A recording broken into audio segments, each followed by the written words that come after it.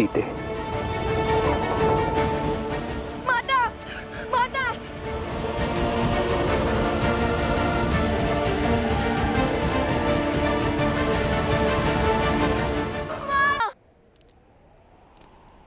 माता, माता। ये कैसा अनर्थ है पिताश्री? देवी सीता मन की शांति पाने निकली थी, वो किस घोर पाश में बंध गई? ये पाश नहीं है पुत्र, मुक्ति का मार्ग है। समाज की मुक्ति, संसार की मुक्ति। जिनका अंतःकरण शुद्ध होता है, नियति उनसे ऐसे ही भलाई के कार्य करवाती है। उनके तो स्वार्थ में भी निस्वार्थ की भावना छिपी होती है, जिससे जगत का कल्याण होता है। किंतु लवकुश, इस विपदा में कौन करेगा उनकी सहायता? नियति चक्र की अपनी ही गति होती है। हमें धैर्य रखना होगा। उसके पश्चात विधि के इस विधान का कारण तुम्हें भी ज्ञात हो जाएगा गणेश। मेरे पास आओ पुत्र।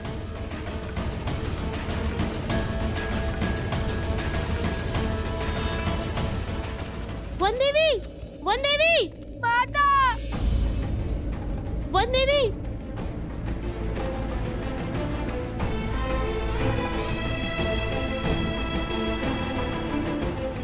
नहीं, आंसू पूछो, कुछ नहीं होगा माता को।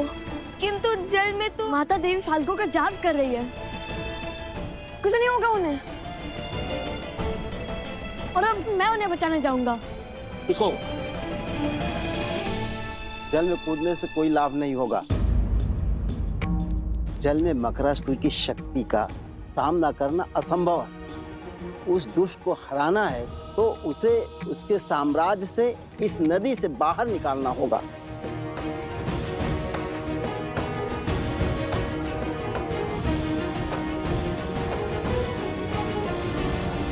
अभी तक अधर्म की विजय हुई नहीं है, किंतु धर्म के पास समय कम है। हर गिरते पत्ते के साथ मकरासुर की शक्ति और उसका प्रकोप बढ़ रहा है। शीघ्र तुम्हारी माता को इस विषैले जल से बाहर निकालना होगा।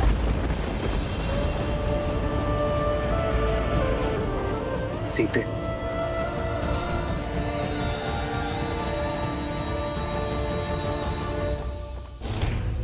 ये अस्त्र अगर इसको चीर सकता है, उसको भी मार सकता है। ये आज स्पष्ट हो गया कि ये नर है, नारायण नहीं।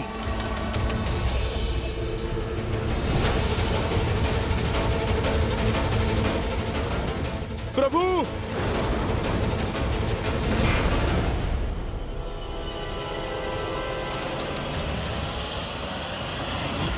आप ठीक है ना प्रभु?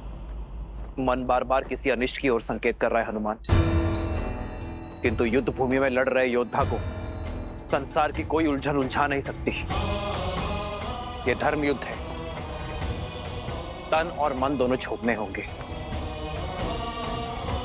किंतु अंगद नहीं लौटा हनुमान, वो अवश्य ही किसी संकट में है। जाओ हनुमान और अपने शिष्य की सहायता कर। प्रभु, किंतु मैं आपको छोड़कर कैसे? बड़ा मायावी है ये चंद्रबाहु। चाहे आप जितने भी प्रहार करो, क्षण भर में इसका घाव भर जाता है। उसकी शक्ति हमारी सेना पर भारी पड़ रही है।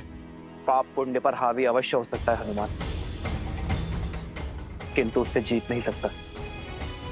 जब समस्या का समाधान ना निकले तो दृष्टि नहीं, दृष्टिकोण बदलना चाहिए।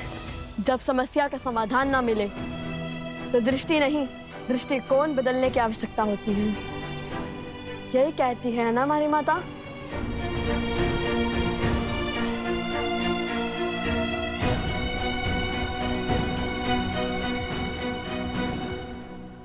यदि वो जल के भीतर शक्तिशाली है और उसे बाहर लाना असंभव है, तो फिर हम जल को उस तक पहुंचने से रोकेंगे, नदी का प्रवाह अवरुद्ध कर देंगे।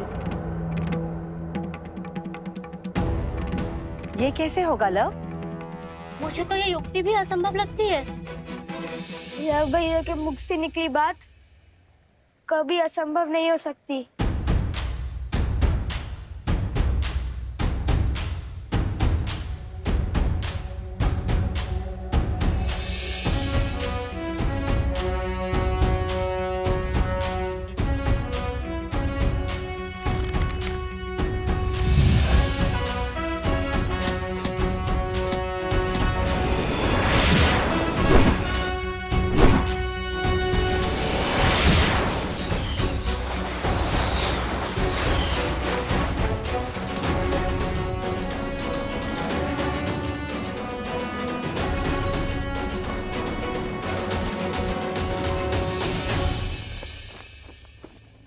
जिसे अब तक मेरे हनुमान के प्रहार रोक रहे थे,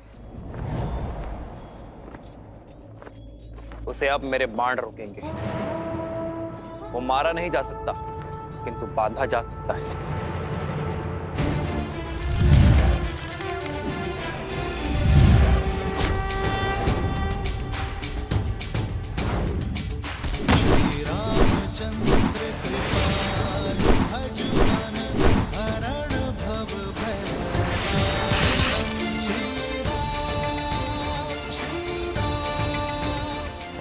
जाओ हनुमान, शीघ्र अतिशीघ्र अंगद को खोजो। जो आज्ञा प्रभु। जाओ।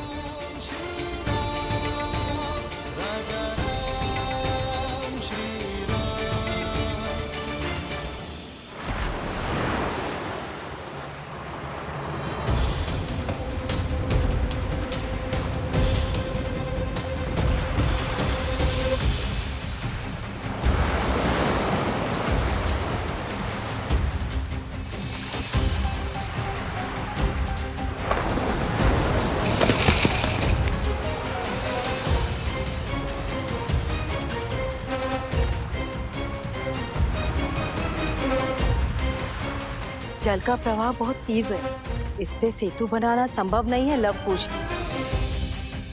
हमें बिना समय गवाए सहायता ढूंढनी चाहिए।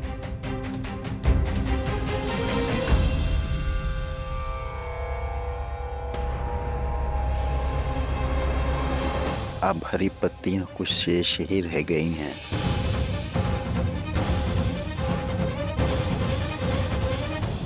जब तक हम सहायता खोजेंगे तब तक समय और देवी के प्राण खो चुके होंगे। माता की रक्षा का प्रण हमने लिया था और उस प्रण को पूर्ण भी हम ही करेंगे। तैयार नहीं?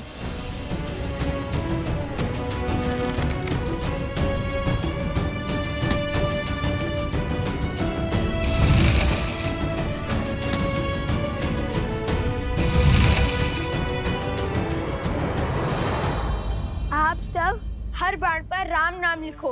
राम नाम में शक्ति है, वो सेतु बना सकता है, जल आश्रम तक पहुंचा सकता है, तो जल को रोक भी सकता है।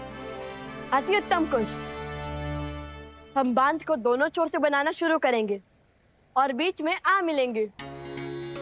इससे नदी का प्रभाव बीच से निकल जाएगा और किसी एक और अधिक दबाव भी नहीं बनेगा।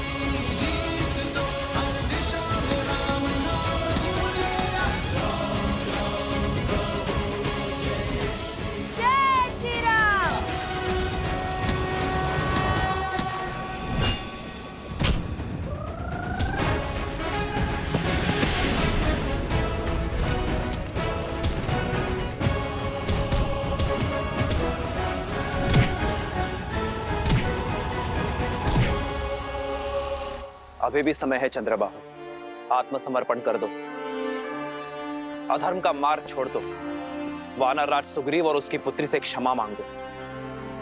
यदि उन्होंने तुम्हारे दुस्साहस को क्षमा योग्य माना तो यह युद्ध अभी इसी क्षण समाप्त हो जाएगा। तुम्हें दंड अवश्य मिलेगा, किंतु तुम्हारे प्राण बच जाएंगे। अपने पापों से मुक्त हो जाओगे तुम और तुम्हारे शब्द। पहले मेरे पिता की माया, फिर उनके शब्दों ने तुमसे तुम्हारा बल छीन लिया। जो जो वचन तुमने अपनी पत्नी को दिए थे, उन सबको तोड़ने पर विवश कर दिया। मैं सदा और अपने परिवार का पोषण और कल्याण में रत रहने का वचन देता हूं। मैं सदा निष्ठावान रहूंगा, आपके या आपके परिवार पर आने वाली हर संकट की ढाल बनूंगा। रणनीति में मेरे पिता से हारे, रणभूमि में मुझसे हारोगे। इस संसार में स्त्री की इच्छा के विरुद्ध उसे बांधने उसका अपहरण करने से बड़ा कोई पाप नहीं। इसलिए कोई भी बल, कोई छल तुम्हें आज बचा नहीं सकता चंद्रबाहु। इसलिए व्यर्थ की बातें छोड़ो, कोई लाभ नहीं है इनका। लाभ तो बंदी बनाने का मुझे भी नहीं है राम। देखो, अंत की ओर बढ़ रही है तुम्हारी सेना। आज अयोध्या के और किष्किंधा के हर एक योद्धा को यहीं त्रिलोकपुरी में गाड़ दूंगा।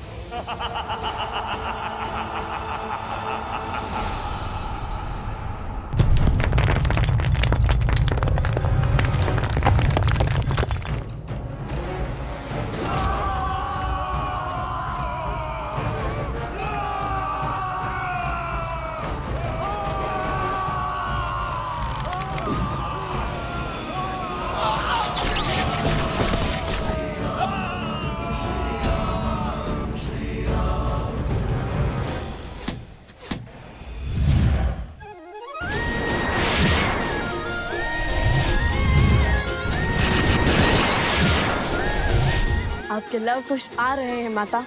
तनिक धैर्य और माता, बाण बनने को है।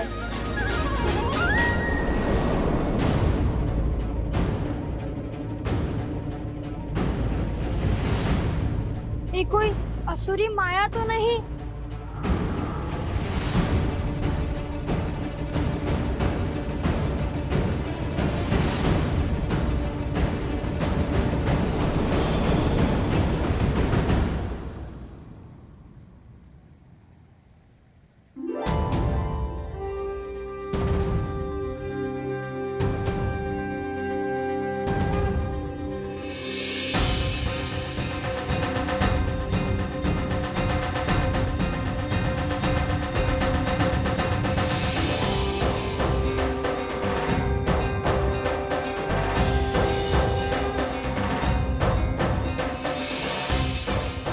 मुख की शीतलता और तन की सौम्यता से तो देवी लग रही है। देवी फल्गु, ऋषि असुरी का प्रणाम स्वीकार करें। देवी फाल्गु?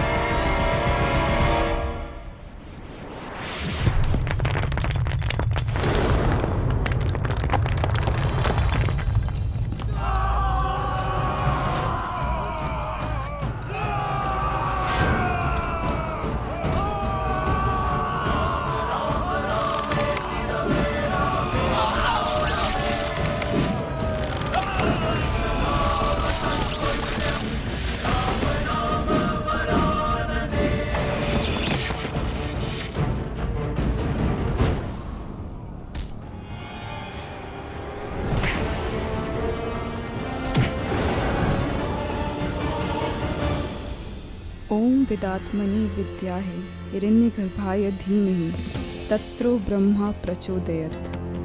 ओम विदात्मनि विद्याहे हिरण्यगर्भाय धीमहि तत्रो ब्रह्मा प्रचोदयत्।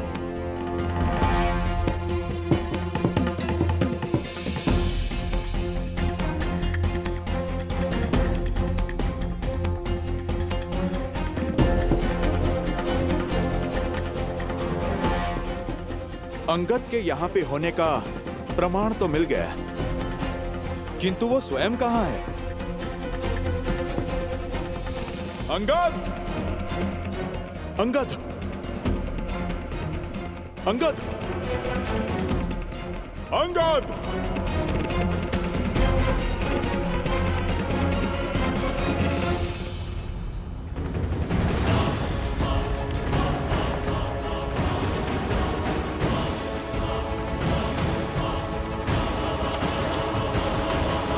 सूरी, ये बांध कभी पूरा नहीं हो सकता।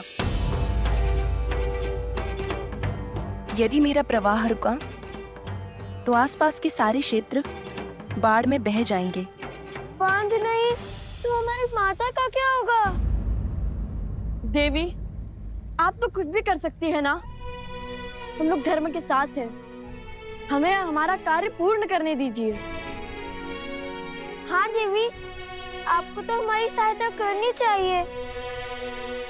जैसे समुद्र देव ने सेतु बनाने के लिए श्री राम का सहयोग किया था, और हम तो श्री राम के सबसे बड़े भक्त हैं, हनुमान जी से भी बड़े। देखिए, मैं तुम्हारी दुविधा समझ सकती हूँ। कर पाती तो सहायता अवश्य करती, किंतु सत्य यही है, मेरे प्रवाह को रोका नहीं जा सकता। आप तो स्वयं माता है, आपके कारण जीवन है। क्या माता के बिना जीवन संभव है? श्री राम के धनुष पर ब्रह्मास्त्र चढ़ चुका था। समुद्र देव की क्षमा याचना के बाद उत्तर में ध्रुमकुलिया की ओर छोड़ना पड़ा, जहाँ राक्षसों का धर्म शिखर पर था। उसी प्रकार आप भी अपना प्रभाव मोड़ दीजिए ना। बहाना ही है तो धर्म के बल से अधर्मियों को बहाइए।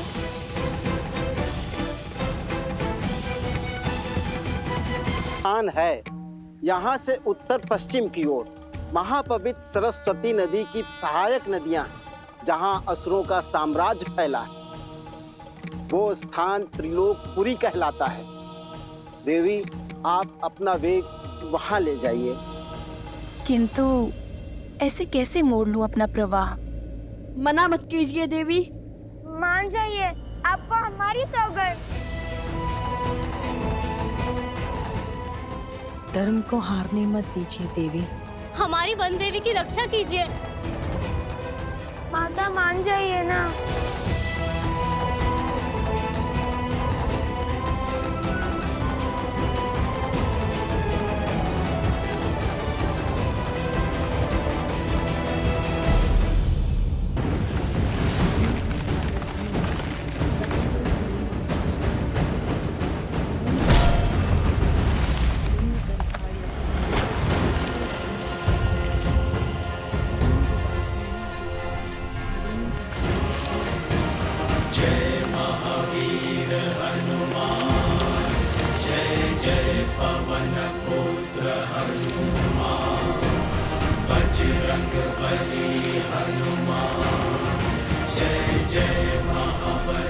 जय श्री राम।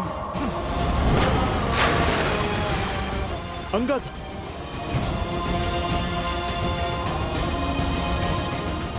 अंगद, अंगद, अंगद, तुम ठीक हो?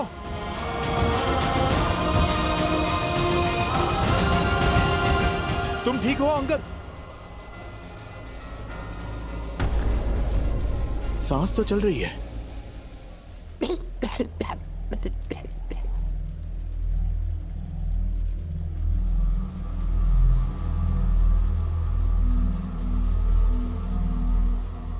उसे रोकिए, अन्यथा ये युद्ध कभी समाप्त नहीं होगा।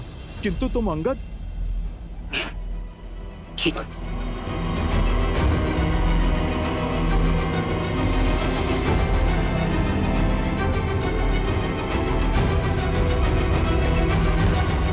ऋषि असुरी, ये बांध कभी पूरा नहीं हो सकता।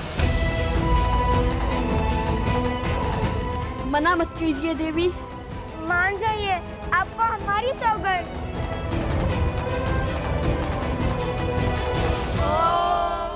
मधुजक्ता हितायने मधुरक्षन्ति सिन्धवा वादिविना संतोवसी मधुनक्तो तोषो मधुपाति वरजः।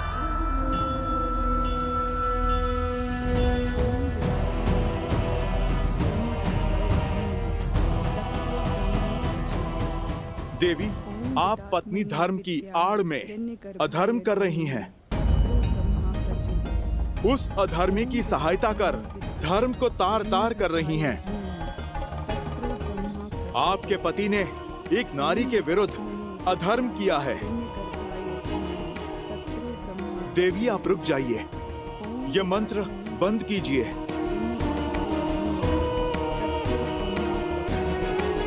तो आप ब्रह्म मंत्र का जाप कर रही हैं,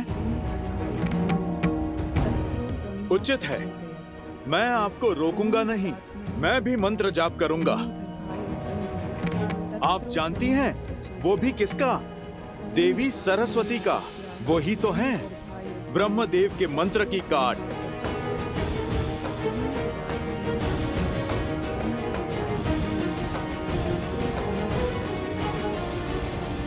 हे देवी सरस्वती, आप उपकार करें, जो यहाँ की सूखी नदियां हैं उनमें उफान भरे।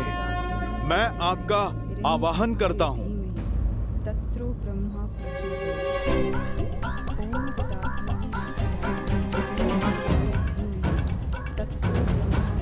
माता, आप आइए ना, बहा के ले जाइए इन असुरों को और इनके साथ चंद्रबाहु को भी। इससे पूर्व कि मैं मंत्र जाप आरंभ करूं और यहाँ की सूखी नदियों का उफान आपके चंद्रबाहु को बहा कर ले जाए। देवी, आप रुक जाइए, मैं आपको वचन देता हूँ, उसे मृत्यु नहीं, प्रभु श्री राम के हाथों मोक्ष मिलेगा। और देवी, यदि माता सरस्वती का वेग उसे बहा कर ले गया तो वो जहाँ जाएगा मैं उसे बिना अन्न जल के वहीं बांध दूंगा। जीवित रहकर भी मृत का जीवन जिएगा आपका पति।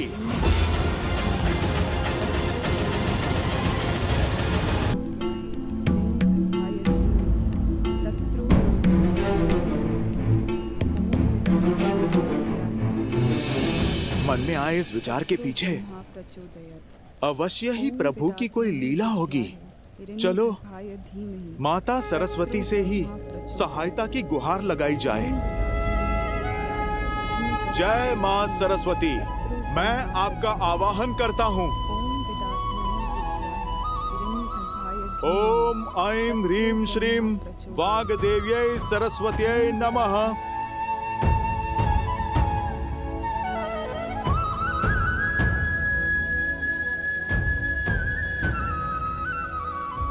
महापवित्र सरस्वती नदी की सहायक नदियां हैं, जहां असुरों का साम्राज्य फैला है। आप अपना वेग वहां ले जाइए।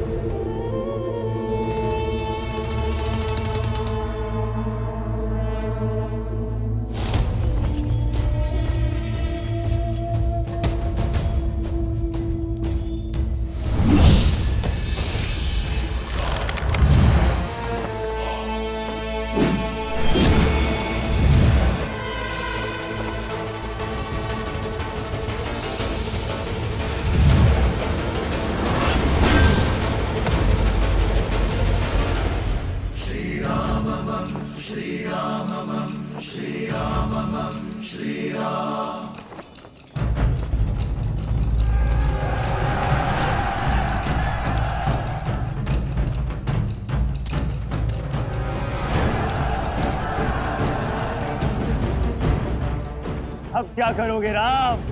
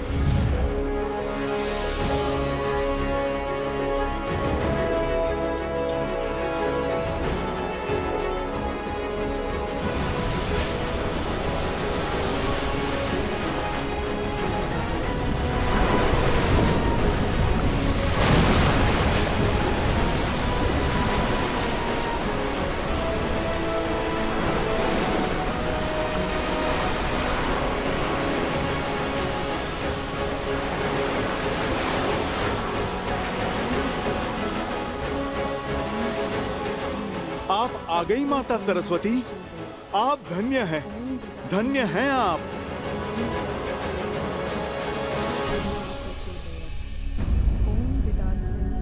देवी, आपको माता सरस्वती के आने की गड़गड़ाहट सुनाई दे रही है। आप रुकिए, मैं अभी आपको स्पष्ट सुनाता हूँ।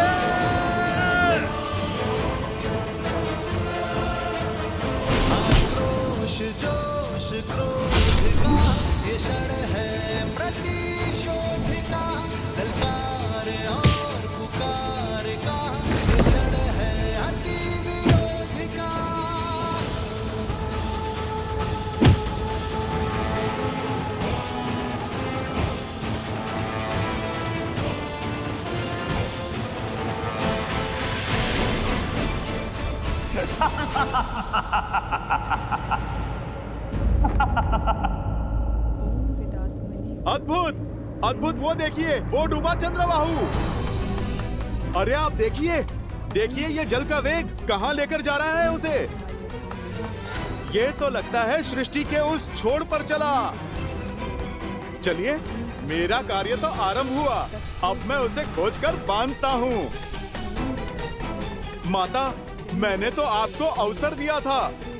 अब आप मुझे आज्ञा दें। यदि आप मान जाती तो आपके पति मोक्ष पाते, किंतु अब तो उसे क्षण क्षण मरना होगा मेरे पास में। स्वामी,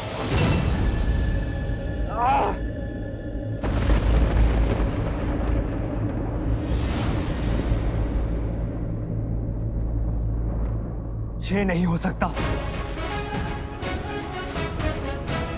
पद्मा, पद्मा, पद्मा।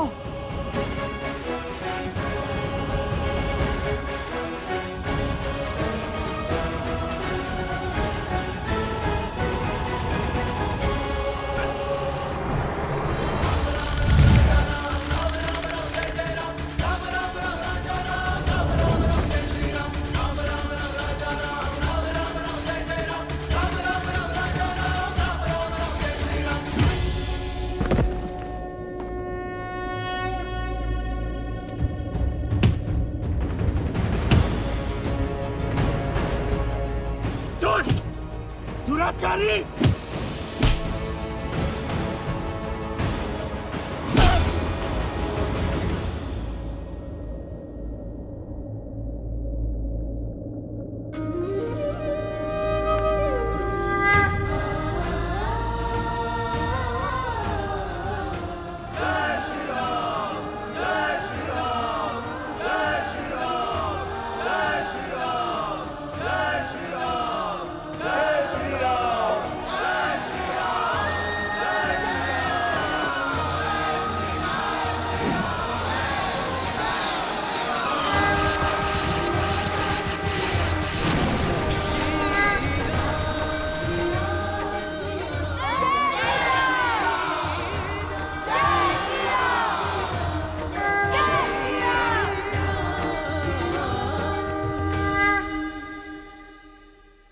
लव और कुश, आज तुम दोनों की बुद्धि और देवी सरस्वती के बल से त्रिलोकपुरी में असुरों का संहार हुआ।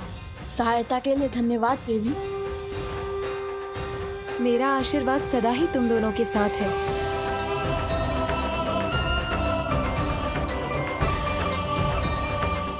धन्य है वो माता पिता जिन्हें तुम जैसी संतानें मिली।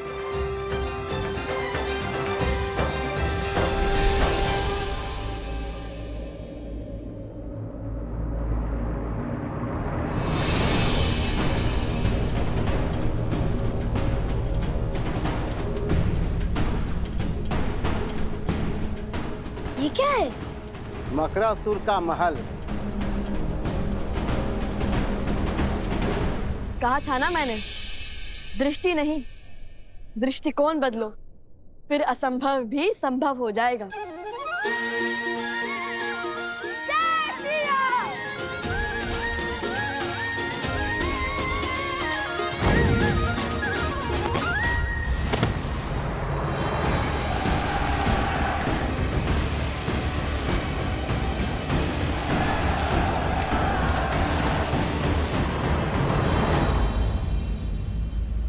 रुक क्यों गए महादेव, वो भी कथा के इस रोचक मोड़ पर?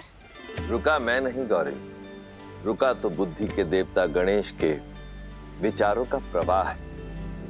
गणेश, किस विचार ने घेर लिया तुम्हें? माता, हनुमान जी ने माता सरस्वती का आवाहन किया और बाढ़ आ गई, असुरों को अपने साथ बहा ले गई। किंतु बाढ़ तो लवकुश के प्रयासों का फल भी हो सकता है। यदि वो दोनों फल्गु पर नहीं होते, क्या तब भी माता सरस्वती बाढ़ लाती? सूर्य अपने आकर्षण से धरती और चंद्रमा को खींचता है गणेश, और धरती और चंद्रमा अपने बल से सूर्य को खींचते हैं। यही प्रकृति का संतुलन है। इस कथा में भी हर कड़ी एक दूसरे से जुड़ी हुई है। संसार में जहां कहीं भी भलाई का कार्य होता है, वो भलाई के अन्य कार्यों को प्रोत्साहन अवश्य देता है। जैसे वर्षा के आगमन पर स्वयं समुद्र उठकर उसका स्वागत करता है, उसी प्रकार जब जब संसार में कहीं भी भलाई का कार्य होता है, तब तब भलाई का प्रत्येक अंश उसका स्वागत करता है। और फिर ये तो कथा ही जन्मों के संबंध की है, सिया राम की है। वो दोनों भले ही एक दूसरे से दूर हों, परंतु फिर भी एक दूसरे की भलाई का मार्ग अवश्य खोज निकालते हैं। अर्थात यदि एक व्यक्ति के सुकर्म दूसरों को प्रोत्साहन दे, तो धर्म की ये कड़ी अधर्म को धराशायी कर सकती है। हाँ पुत्र। अद्भुत, समझ आया। अब आगे की कथा सुनाइए ना पिताश्री। अवश्य। ये लो तुम्हारा उपहार।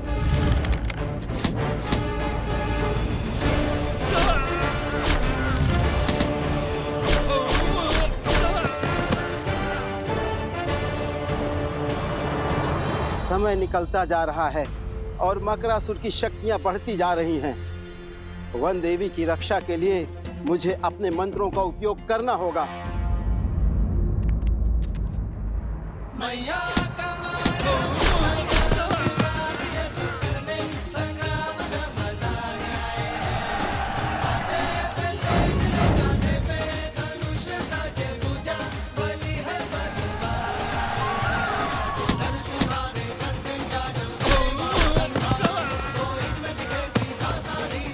अति उत्तम।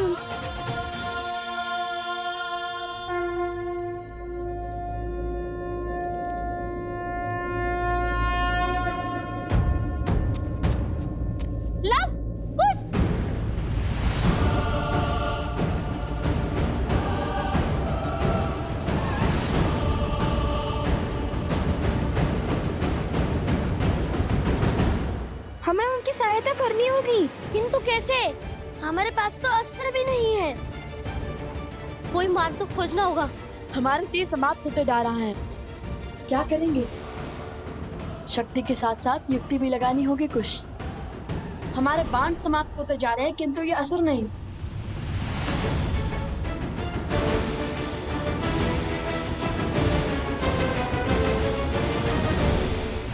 कुछ ये ध्यान करने का समय नहीं है। युक्ति की खोज स्मरण करने का प्रयास कर रहा हूँ। कि कभी श्री राम भी इस स्थिति में फंसे थे जहाँ उनके तीर समाप्त हो गए हो। अरे किंतु उनके पास तो अक्षय तीर था ना, जिसके बाण कभी समाप्त ही नहीं होते हो। ने अपने कर्मों से अभी अक्षय तीर नहीं पाया है।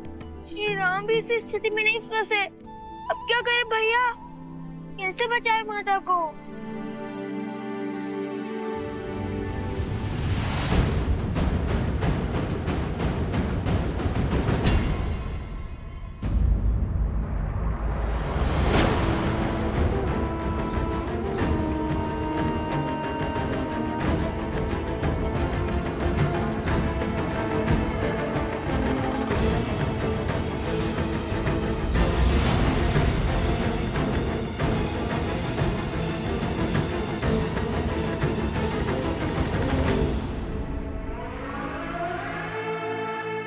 डाओ मकरासुर, तोड़ो सीता का तप। ये तप ही है जो धर्म को बल दे रहा है। ये टूटा तो हमारी विजय और इसके पुत्रों की मृत्यु निश्चित है।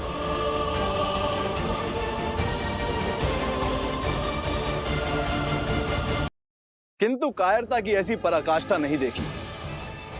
क्या हुआ? आहत हो गए? धर्म को हराने की, धर्मात्मा को मारने की बड़ी बड़ी बातें तो करते हो, किंतु स्वयं कभी शस्त्र नहीं उठाते।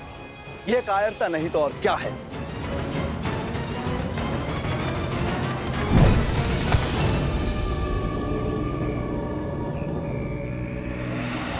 ये है तुम्हारा अस्त्र और ये है तुम्हारे सेनापति। हर योद्धा का अपना अस्त्र और अपना शस्त्र होता है, किंतु हाथ में थामा हर शस्त्र टूटकर बिखर सकता है, जलकर स्वाह हो सकता है। जब दो अस्त्र टकराएंगे तो एक का टूटना निश्चित है, किंतु मेरा अस्त्र न किसी के थोड़े टूटेगा न किसी के जलाए भस्म होगा। ऐसा कौन सा अस्त्र है आपके पास? शब्दों का अस्त्र, वचनों के बाण। वो शब्द, वो वचन जो बड़े से बड़े साम्राज्य को धराशायी कर सकते हैं। बिना खड़क उठाए हजारों लाखों जीवन पल में निगल सकता है। तलवारों की दिशा बिगाड़ सकते हैं मकरासुर, किंतु शब्दों की नहीं। अति उत्तम। लगता है रघुवंश की आहुति देकर संसार का सिंहासन संभालने के बाद मुझे तुम्हें ही अपना मंत्री पद सौंपना होगा। दो आज्ञा महाराज, किंतु पहले सीता का तप तो भंग कीजिए, उसके पुत्रों को अपने मार्ग से तो हटाइए। उनका अंत तो यहाँ होगा, मेरे साम्राज्य में। और रही बात सीता के तप की, तो लो अभी तोड़ देता हूं।